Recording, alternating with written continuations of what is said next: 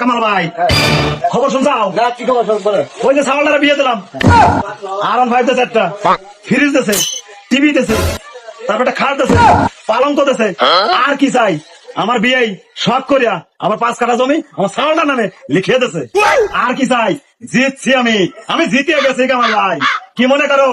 হ্যাঁ, লোক দেখছি তোর মতো রুবি লোক দেই নাই। মানুষের কাছে গল্প ঠাপাই বেড়াচ্ছ তুমি যে আমার শ্বশুর বাড়ি থেকে একটা R15 দিছে, 5 কাঠা জমি দিছে, খাট দিছে, টিভি দিছে, এসব বোতার গল্প তুমি কই পাইছো?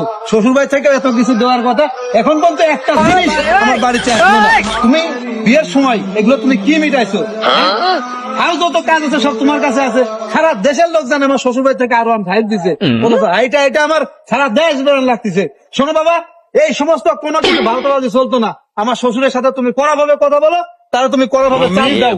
আমি তোর শ্বশুরের সঙ্গে আজকেই কথা বলবো, কথা বলে তোর R15 যাতে 1 সপ্তাহের ভেতরে দেয় সে ব্যবস্থা আমি করে দিচ্ছি। তুমি জানো না আমার শ্বশুর দুনিয়ার ছাসরা, এই শালার পুতে আমার সাথে মেয়েটা বিয়ে দিছে, ওরকম কাল্লা মাইয়া আমি বিয়ে করি?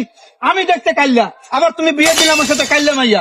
এই সমস্ত জিনিস আমি বাবা তুমি শোনো, পাড়ার লোকজনে বহুত ধরনের কথাবার্তা বলতেছে। এখন এই সময় বাবা তুমি যদি এই বিষয়ে চাপ না দাও, আমার শ্বশুর কি মনে হয় তোমার যে সমস্ত জিনিস দেবে তুমি চাপ দাও, আর আজকে ওই বেডি রে বাইরে আমি তক্তা বানালাম।